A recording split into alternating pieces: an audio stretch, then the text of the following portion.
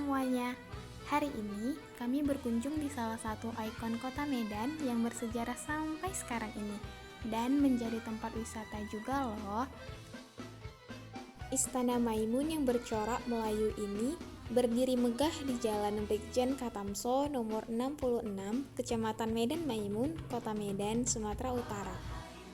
Di sebelah kanan sisi luar Istana Maimun terdapat meriam puntung yang merupakan peninggalan dari peperangan antara Kerajaan Haru dengan Kerajaan Aceh yang pecah pada tahun 1612 Masehi di Deli Tua.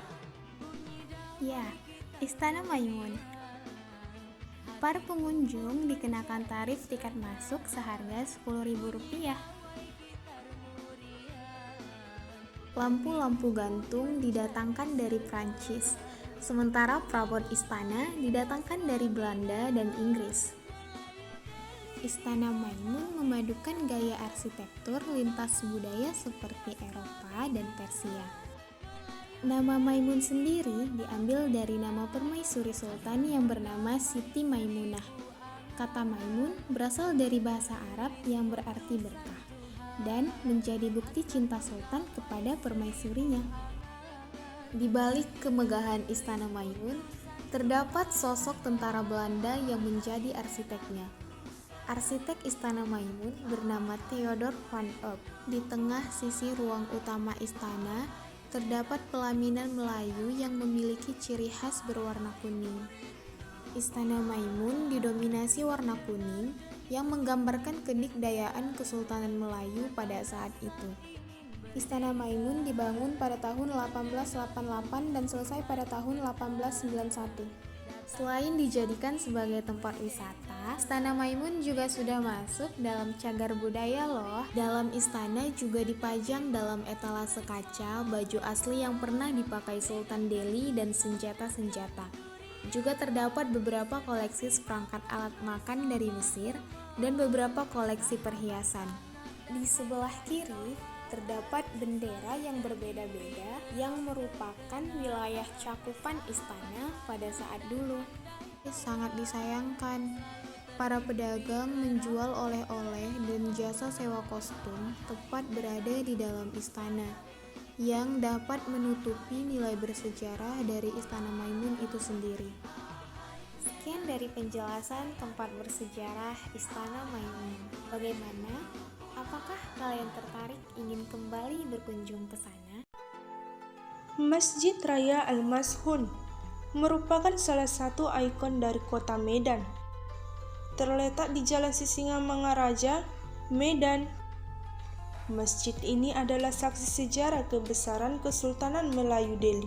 Masjid Raya Al-Mashun berdiri kokoh dan megah. Arsitektur masjid ini merupakan perpaduan antara gaya Timur Tengah, Spanyol, dan India. Masjid ini berbentuk segi 8 dan memiliki sayap di bagian selatan, timur, utara, dan barat. Pembangunan dilakukan di masa Sultan Ma'mun al-Rashid dan menghabiskan biaya sekitar 1 juta gulden. Masjid Raya Medan ini merupakan saksi sejarah kehebatan suku Melayu sang pemilik dari Kesultanan Delhi. Pembangunan masjid ini dimulai pada tahun 1906 dan selesai pada tahun 1909. Masjid ini disebut mampu menampung 1.500 jemaah. Masjid ini memperkuat eksistensi dari Kesultanan Delhi. Masjid Raya ini juga bentuk kemegahan dari Kesultanan Delhi. Itu dibangun di masa Ma'mun al-Rashid perkasa alam, jadi sultan ini yang membangun, dia juga yang menentukan siapa yang menjadi imam di masjid itu.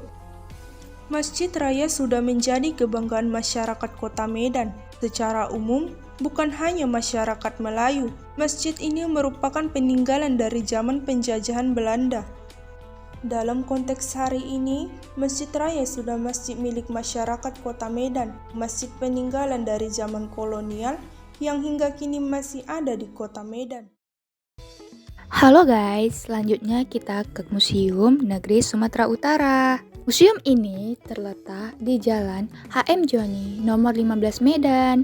Museum Negeri Sumatera Utara diresmikan tanggal 19 April 1982 oleh Menteri Pendidikan dan Kebudayaan, yaitu Dr. Daud Yusuf. Nah, kalau kita mau masuk, kita dikenai tiket di bawah 5.000, yaitu sebesar Rp3.000 doang loh. Wow, murah banget. Kita akan dikasih kartu tanda pengenal loh. Oke, let's go, kita masuk. Nah, di pintu masuk, kita disambut oleh piagam-piagam dan perkenalan singkat isi museum tersebut. Kemudian nih, di museum ini terbagi dalam beberapa ruangan khusus yang terdapat pembahasannya masing-masing. Kita simak yuk. Masuk kita ke pembahasan pertama. Mari kita lihat ruang prasejarah.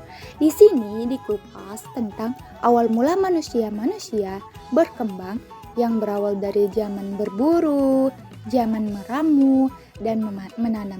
Kemudian ada juga nih alat-alat mereka terdahulu. Juga ada fosil-fosil hewan purba, juga replika-replika hewan tersebut. Yang kedua, kita masuk ke ruangan megalitikum. Di ruangan ini menjelaskan tentang peninggalan-peninggalan oleh adat-adat terdahulu. Seperti dapat kita lihat kuburan batu, patung, osa-osa, menhir, dan benda-benda lain yang dianggap mempunyai kekuatan gaib oleh orang-orang terdahulu. Tada, masuk kita ke pembahasan yang ketiga, yaitu ruang Hindu-Buddha. Mengapa kerajaan Hindu-Buddha masuk ke dalam museum ini? Dikarenakan pada abad 4 Masehi, Pulau Jawa dikuasai oleh raja yang memerintah di Kerajaan Mataram. Di sini terdapat berbagai arca, batu prasasti, dan guci-guci peninggalan Cina. Lanjut kita ke ruangan Islam. Islam ada di Indonesia dapat dibuktikan adanya makam muslimah, yaitu Fatimah binti Maimun, dan dapat kita lihat di sini banyak juga peninggalan-peninggalan Islam. Seperti yang dapat kita lihat ada Al-Quran kuno, kitab-kitab tasawuf, kitab fikih, nisan, dan replika Masjid Al-Azizi juga ada loh di sini. Kemudian kita masuk ke ruangan kolonial. Mendengar kata kolonial, pasti kita terbayangkan tentang peperangan. Nah, di museum ini tidak hanya senjata saja yang dipajang, tapi di sini juga ada rempah-rempah, replika orang-orang terdahulu, toko obat, kemudian ada toko minuman, toko kain, mesin jahit, dan masih banyak lagi yang lainnya di sini. Nah, di sini juga ada ruangan yang membahas tentang suku-suku loh yang ada di Sumatera Utara, seperti suku Melayu, suku Karo, Mandailing, Pakpak, Nias, Toba, Simalungun, dan Tapanuli Tengah. Guys, di sini juga ada loh replika pekerjaan orang-orang terdahulu, dan alat-alatnya juga ada.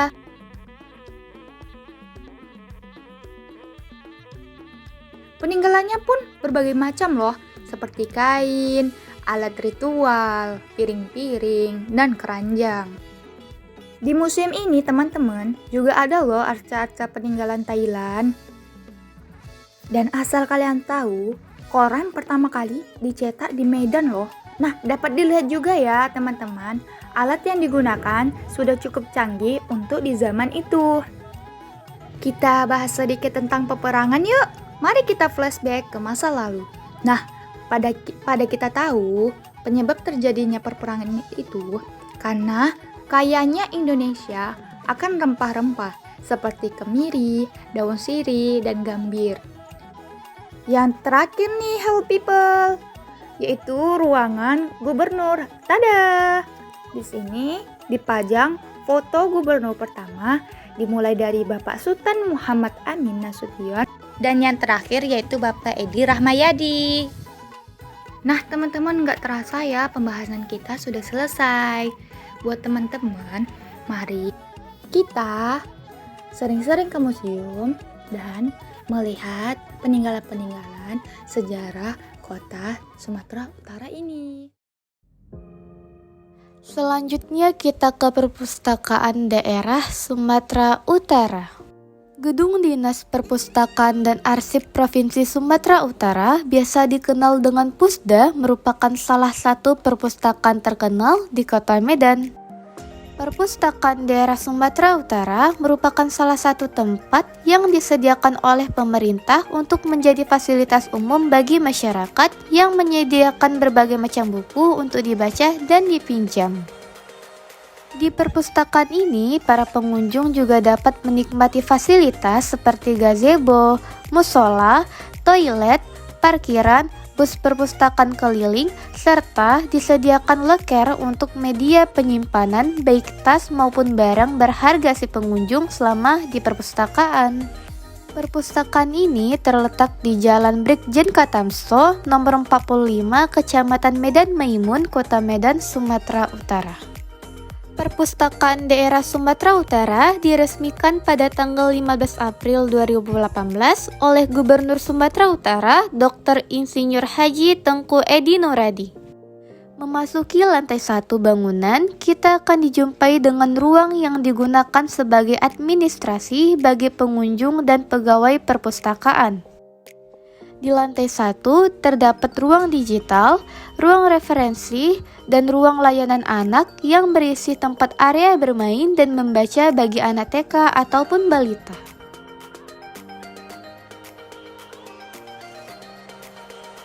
Beralih ke lantai 2, terdapat ruang fiksi, layanan deposit, ruang aula, dan galeri arsip yang berisi potret-potret pahlawan terkhusus pada zaman penjajahan dahulu.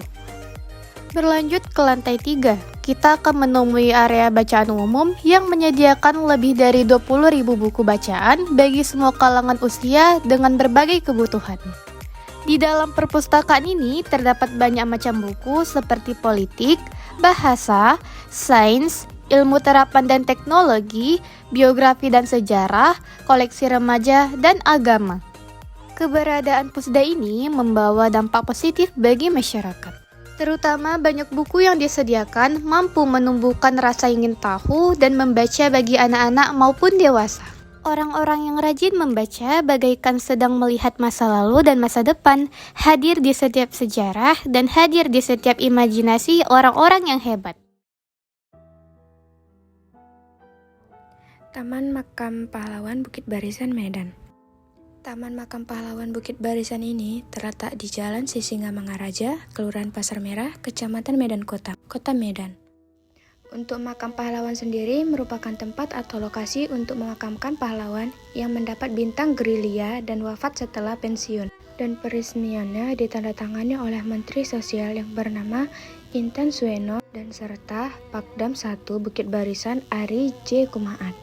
Taman Makam Pahlawan ini diperkirakan sudah ada sejak tahun 1950-an. Luas pemakaman para pahlawan ini menurut informasi mencapai 7,8 hektar. Dan terdapat kurang lebih 5.300 makam. Di taman makam ini terbagi menjadi 2 bagian, yakni Makam Pahlawan dan Taman Bahagia. Sementara untuk Taman Bahagia merupakan tempat pemakaman para pahlawan yang mendapatkan bintang Nararya dan gugur ketika sedang menjalankan tugasnya. Taman Makam Pahlawan sendiri kerap dilakukan perawatan dan pembersihan lahan. Jika diamati dari depan pagar, makam-makam para pahlawan terlihat rapi dan tertata. Jalan menuju ke pemakaman telah diberi lantai keramik, di sisi kanan kirinya terdapat pagar dan tanaman yang menambah keindahan. Robek-robeklah badanku, potong-potonglah jasad ini, tetapi jiwaku dilindungi benteng merah putih. Akan tetap hidup, tetap menuntut bela, siapapun lawan yang aku hadapi. Jenderal Sudirman.